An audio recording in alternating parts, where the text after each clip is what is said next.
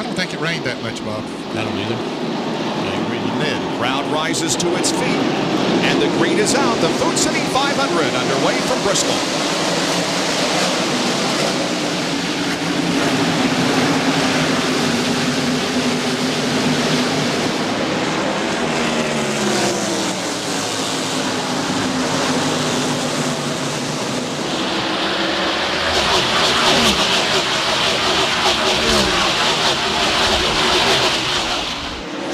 Benny and Ned explained in the open, and Mark Martin has led his first lap of the year. You got to get down to the inside, and Sterling Marlin didn't, has fallen all the way back to 5th position.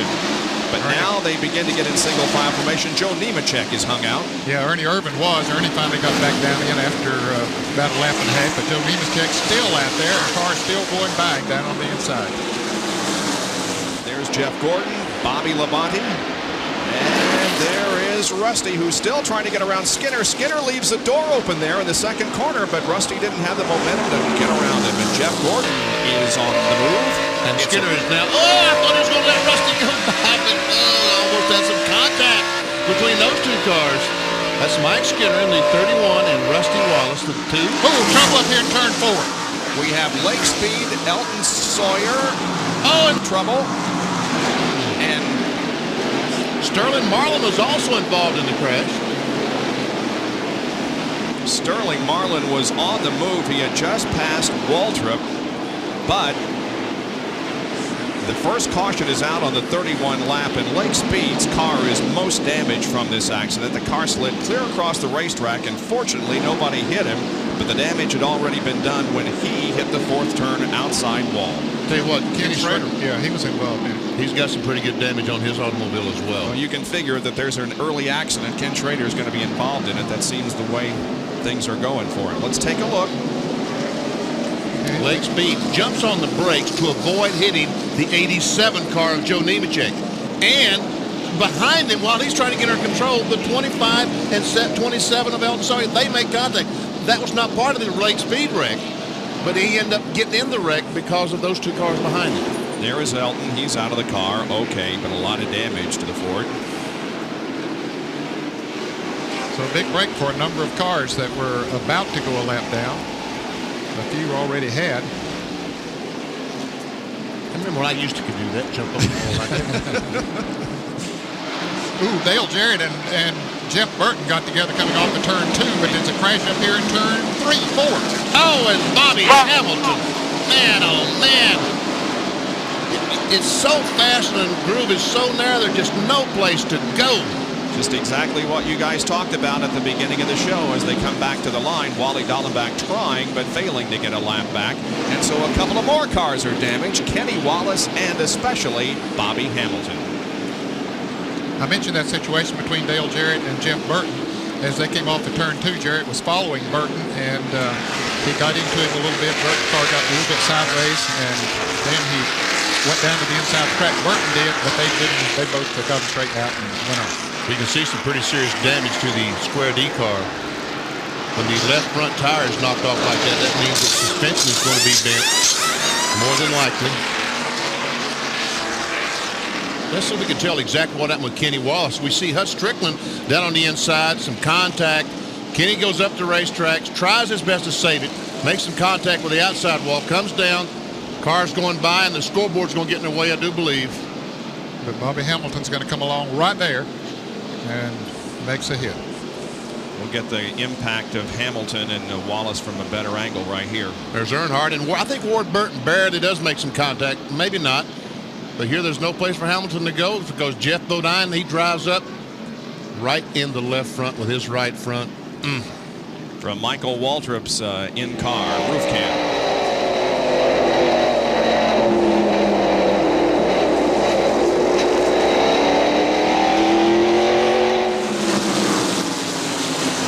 How about Earnhardt? Is he going to give his teammate any slack here? He sees an opportunity to pass a race car. By the way, Richard Childress says maybe a two-car team in 96 or 97, almost definitely a two-car team in 98, but this is just a test. They're going to run a few races this year. Losing control. He got under Mike Skinner and finally does hit the wall with the left front. And he's broken the tie rod or something. The wheel won't turn, and in the wall he goes. And man, I don't know who's got worse luck, him or Bobby Hamilton. Or Ken Schrader. Or Ken Schrader, yeah. Man, oh man. Another caution comes out as Burton's car is disabled at the bottom of the racetrack here on the main straightaway down toward turn number 1. It's our third caution of the afternoon already. Skinner was trying his best to get that back to the bottom of the racetrack because he had lost, let's see, 1, 2, 3, 4 positions and was about to lose that 5th. He wanted to get back to the bottom, and here comes all the cars down pit road. And it's still a little wet in there. Let's see if anybody has any trouble. They come into their assigned pits, which of course are dry because they keep tarps down there. Here's Jerry. Right side tires going on the Valvoline Ford. They make the chassis adjustment, one round the bite in the car. Marcus said the car is just a little bit loose in the corner. Left side of Terry Labonte's Kellogg's Chevrolet. Here is the Valvoline car down and away. Great pit stop for Steve Mill and company. But Jeff Gordon is the first out, pitting in the far end of the row. Jeff, of course, because he's the series champion from last year, gets to pick first and picks the first spot off of turn number 1, and that is a decided advantage when you're getting in and out of the pits. We've only missed about a lap and a half. We have a couple of cars who have gotten laps back, namely Jeff Burton and Wally Dallenbach. The leader of the race is Mike Skinner. We talked earlier about how Mark Martin led for the first time this year. This is the first time that Mike Skinner has ever led a NASCAR Winston Cup race. And Skinner decided not to pit during that last caution flag, and he ends up, but what you meant was that these fellows are on the tail end of the lead lap, right? Right. Because they're in front of Mike Skinner, the leader. Here comes Rusty. Alongside Ted Musgrave as they go wheel to wheel into the corner. And Hut Strickland, the 8-car Circuit City car, got a good run going today. Sure does. Here comes Sterling Marlin as the Musgrave car goes up the banking and loses more spots.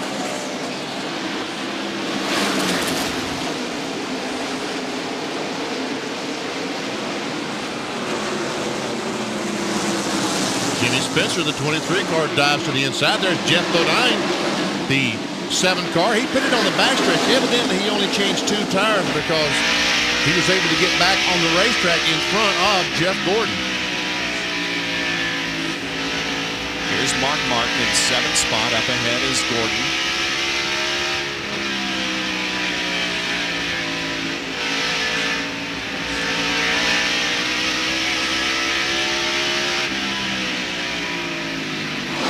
Skinner spins. The leader of the race spins, and almost another involvement, but I believe everybody's going to survive. Wow, and there is no caution. No caution flag and some damage to the rear of Skinner's car. He's trying to camouflage that thing. Now Bill Elliott becomes the leader. And Skinner heads for pit road. Let's see if he goes down in turn 3. Goes in the corner, just goes sideways. Up the hill he goes, and backs around the fence. There he is, Jeff Gordon. The DuPont Automotive finishes Chevrolet just a couple of laps ago past Bill Elliott to take over the lead. And here's how it happened. He coming off the second corner. The 29 car of Steve Grissom moved over, let these fellas go. Elliott moves high and just lets Jeff Gordon go on. And Jeff becomes our 4th leader of the day. He has much fresher tires than does Bill Elliott. They'll stop some 20 laps before these others. Darrell's done pounded somebody in the nose. I thought I saw that a few laps ago. It might be hurting his car because Michael drove by fairly easily. Put Darrell back to 14th.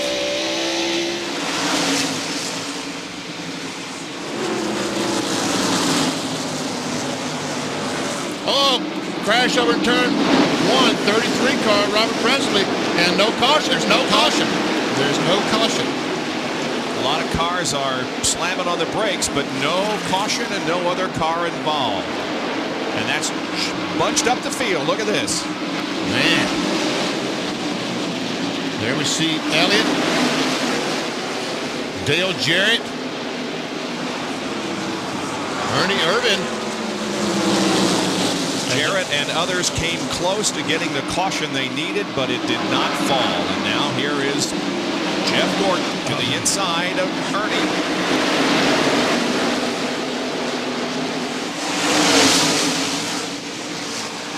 Morgan Shepherd has taken his car behind the wall.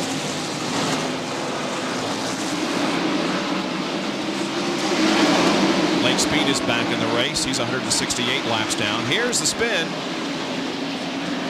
And around he goes, does a 360, doesn't hit anything.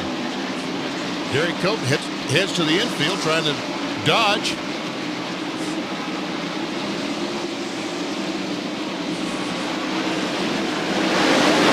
There's our lead of the race, Jeff Gordon. Number 24, DuPont Automotive Finishes, the sponsor.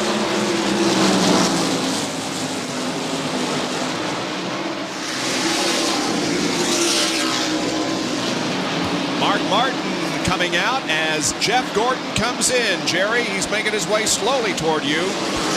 Slowly is right, Bob Jenkins. 35 miles an hour, and he has a huge hole in the front grille.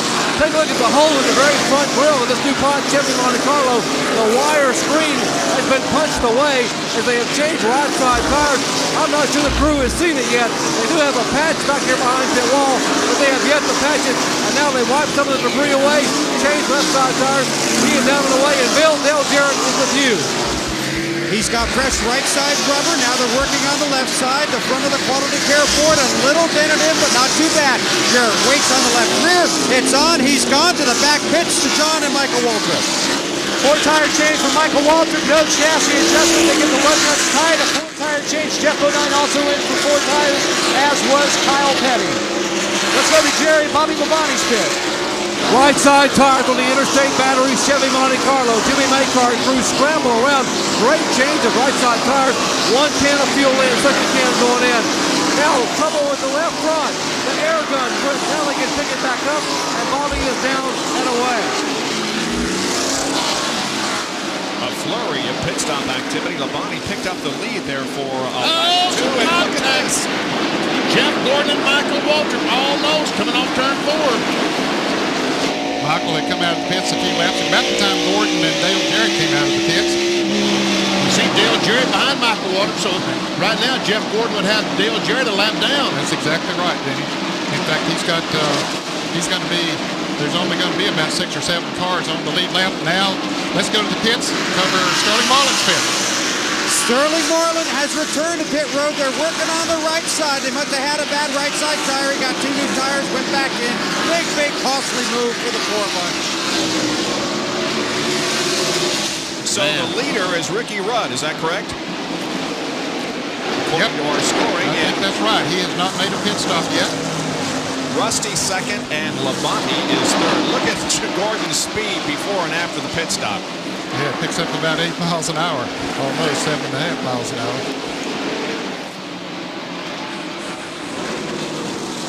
So the lead goes back now to Rusty Wallace with Jeff Gordon second, Mark Martin, Dale Earnhardt, and Terry Labonte. There's Rusty. He got out ahead of Jeff Gordon, and so is the leader. So that means our hats off to the Miller Genuine Draft pit crew for a job well done. Picked up a couple of seconds, and that was the difference between being first as he is right now being behind the 24 car of Jeff Gordon. Gordon trying to go to the inside of Hud Strickland. He's running 9th, a lap down. There are 8 cars on the lead lap.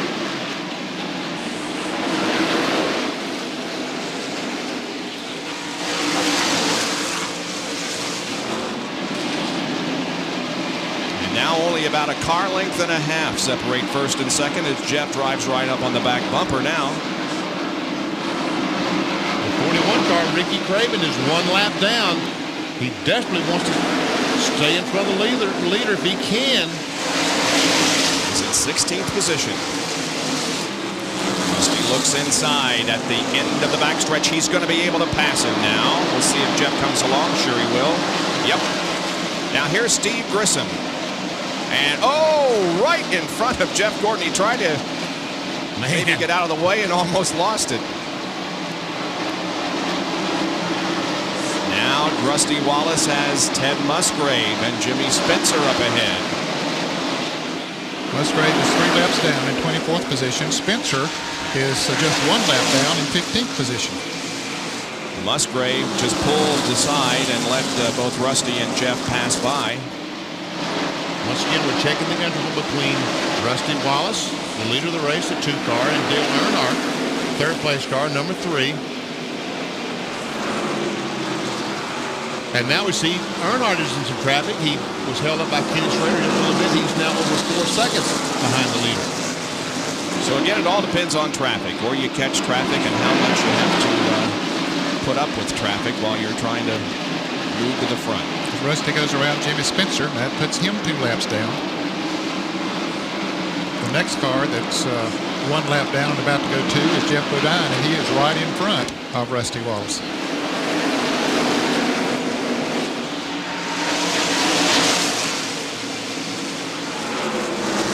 Here's another Napa Field summary as we have completed almost 300 laps, coming up on the 300 lap mark, 293 in the books. Boy, Jeff Gordon is just waiting. He's there, hoping Rusty will slip. Jeff Gordon's driving a smooth, smart race. He has a good race car, and he's backing off when things gets a little jumpy in front of him. Up ahead of Rusty, Jeff Bodine is having his problems with Robert Presley. Here's the lead. Jeff Gordon on the inside. Rusty just moves over and says, okay, go ahead. You go up there and fight those guys for a while.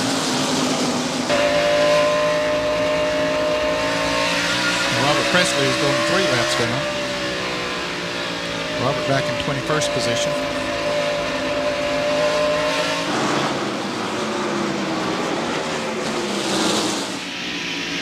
That's not bad. Bobby Labonte moves over, lets Mark Martin go by. Skies really don't look all that bad. The clouds seem to be broken, so I don't think it's a situation where it's going to start raining and rain for Bob. Great.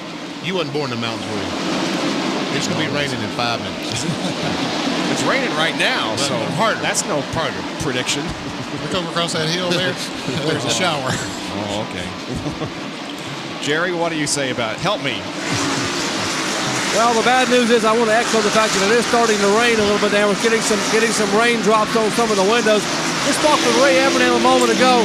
They expect to pit around lap 350 to 360, and that should be their final scheduled pit stop. Of course, with the rain starting to come down, you see Ray now motioning to some of the officials that his car is jumping around on the racetrack, and that Jeff Gordon is complaining the car is getting loose out there. So now Ray is beginning to complain a little bit to the NASCAR official.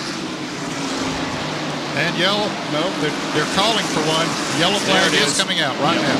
Caution out because of rain. But I don't believe the leader took the caution, so now he has to try to race back and keep Bill Elliott. Oh, Elliott spins. He was jumped by Jeff Burton. Yes, he was, indeed. As they came around, he might not have got into the wall too hard. Here comes Elliott with some damage on the nose. Yep, the nose of the car did get into the wall. And this is for rain because over in turn 3, I can see the rain. Bob, can you see the rain coming? Yeah, I can see it now. Yep. Well, we ought to be too happy. He's pulling up there to the 99 car. Yeah, he's not too happy. He's going to have a few words and just a little friendly. Finger at it. Yeah. Just want to tell Mr. Burton that he was not a happy camper. Right. Here's the replay from Michael Waltrip's roof cam. There you see. Yep. They made contact there, Burton, down on the inside. Michael almost got into Burton when Burton backed off.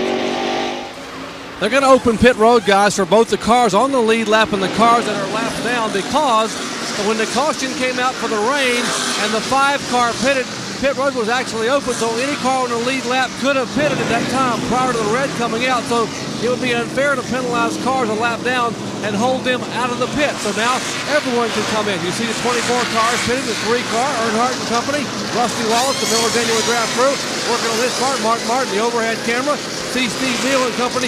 They're making an air pressure adjustment. Looking down pit road, you see the cars that are moving.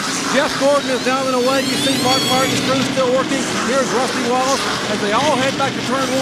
The Martin crew is making an air pressure adjustment in all 4 tires. They said the car is just not handling. They must be too low in the air pressure. Finally, Martin's Valvoline Ford is away. Battle there between Martin and Earnhardt to get off pit road. I'm not sure who came out first, but they will decide that as the rest of the field lines up behind the pace car, and we get set to resume the racing.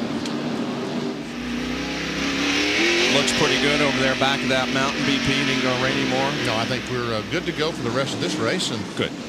while we're trying to get down to our cars and get out of here, it will rain. It'll rain as hard as it has all day. Yeah, they say that there's maybe some heavy stuff coming in there later on. Sterling Marlin on pit road for an adjustment. And they're telling him to stop. The NASCAR official is holding him now. I don't know if they're holding him for 15 seconds or a Glover is, what's the deal, he said. Tony, the pace car's coming. We're going another lap down. He's already 2 laps down. There comes Larry McClure to fight the issue.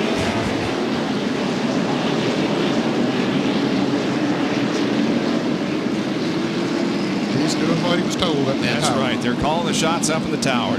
Don't talk to me. Well, obviously, Tony and Larry are not happy with this situation because Sterling only now is allowed to leave. Here's Jerry. We're down here in the Kodak pits trying to find out exactly. Now, we were told, Tony, Tony's very, very upset. Let me see if we can find out from Larry McClure or some of the company. Larry, why were they holding the car, Larry? Why were they holding the car? They said we pitted outside the stall with all this water over here. So they held you a lap for being outside the box? I guess they did. That is Larry McClure, who's one of the co-owners. They were trying, according to Larry, to pit away from a puddle on pit road, and apparently NASCAR said that's not allowable, so he'll be a lap down. And he is at the front of the field right now as the green comes out and we're back to racing. 5 cars in the lead lap. Robert Presley trying to get one of his 3 laps that he's down back. He does. Ricky Craven, Dale Jarrett, all those cars. And here comes Terry Labonte. That's a battle for second spot. Whoa, Labonte just slid to the inside of Rusty, and now here comes Mark Martin to take over that 3rd spot. So Rusty is hung out at the moment. And Earnhardt's going to go as well. He's going to drop all the way back to 5th place. That's as far back as he can drop. In positions, he might have some other cars pass, but Bobby Labonte's going to let him in. And he's got a spin. Darrell Waltrip, some heavy damage to the back of the Western Auto Chevrolet. Break for Dale Jarrett if he can beat Jeff Gordon back to the line. And Ricky Craven get one of his. And tell them, guys, that car's sitting on the outside of the track. Wow, Darrell Waltrip has hit that wall hard. Yeah, the back end of that car is. And Darrell, don't go in place because that looks like gasoline that is. I can't even believe the car would even move. But he's trying. He doesn't know how much damage is done to the back of that car. It looks like gasoline that's on the back of the racetrack, and I wouldn't want Darrell to be trying to drag something across there and spark. So somebody tell him. I mean, what am I saying? I'm sure that the crew is telling him to turn it off. Oh, what a tough break. Boy, that is a tough break for Darrell. And so much optimism going in. So Dale Jarrett now comes clear around the racetrack and is back on the lead lap in 6th place. Well, 3 cars made up a lap on it. Robert Presley, Ricky Craven, and Dale Jarrett. And we have a red flag condition right now. Yeah, there is a considerable amount of gasoline down there on the racetrack, and let's just get that cleaned up as quickly as possible. Jerry? Well, Benny, immediately you were talking about cutting it off. That's exactly what the NASCAR official and Pete Peterson here in the pits had told Darrell. Pete, you guys immediately were telling Darrell to cut it off because of the fuel coming out of the back. It must have busted neck or something and let the fuel spill out. I don't think he knew that. He was trying to get going, that's all. Did he say what happened up there, Pete? He hasn't said anything yet. Okay, that's Pete Peterson and the crew. They're going to try to make their way over to DW, but fortunately NASCAR right there immediately saw the fuel coming out, as Benny Parsons did, and Ned upstairs and Bob, and ran over here and said, tell him to cut it off, which DW immediately did. Well, we've been concerned with moisture on the racetrack all day, and now they are putting moisture down on it, trying to dilute the fuel that came out of that car. That could have been a very bad situation. Darrell's not happy with somebody. whatever caused this situation. Certainly he's unhappy because he tore his race car up, had a great run going here today, but I believe that he's a little concerned about somebody that maybe got into him. He was in 11th position when this thing occurred. Yeah, there you can see he makes contact with somebody. Dark car. Geoff Bodine, I guess. Yep. Yeah, Geoff Bodine, the 7 car. And Darrell spins up, and there we see the gasoline start coming out of the car. There's the front of Jeff's car, and it does show signs of having had contact with Darrell. And now we're set to go back to racing. Geoff Bodine is in 19th position, 2 laps down. Ward Burton, Ricky Craven also making pit stops here on the main straightaway as the pace car continues to circle the racetrack with the caution light on. And Sterling Marlin, we talked about NASCAR maybe giving Sterling Marlin one of the lap back that they penalized him. They did, in fact, give him a lap back. So. And the way they did that, they let him go out and pass the pace car and went around the racetrack so that it would show up proper on the scoring. They don't just mark an extra lap on the scoring. They let him go around. We understand that it is raining again. Yes, and it's coming down pretty hard, isn't it? Yes. You can see the track getting wet already. It's darker over here in some areas too. And you can always tell when it's starting to rain because the umbrellas and the raincoats come out, and the fans are doing so down below us. And there is the roof cam showing the moisture, and Bill Elliott is back out, albeit without a nose. Where is he, Ned? 28th right now. Yeah. About 18 laps down. Well, this has been a very frustrating day, hasn't it? We've had rain, rain, more rain, and a 19-minute red flag because of the spilled fuel from Darrell Waltrip's car. And there is the rain. The rain, yeah. It's showing up pretty good in the reflection from the lights. The race has been called at this point at the conclusion of 343 laps, and Jeff Gordon is the winner. And look at his incredible climb in the points.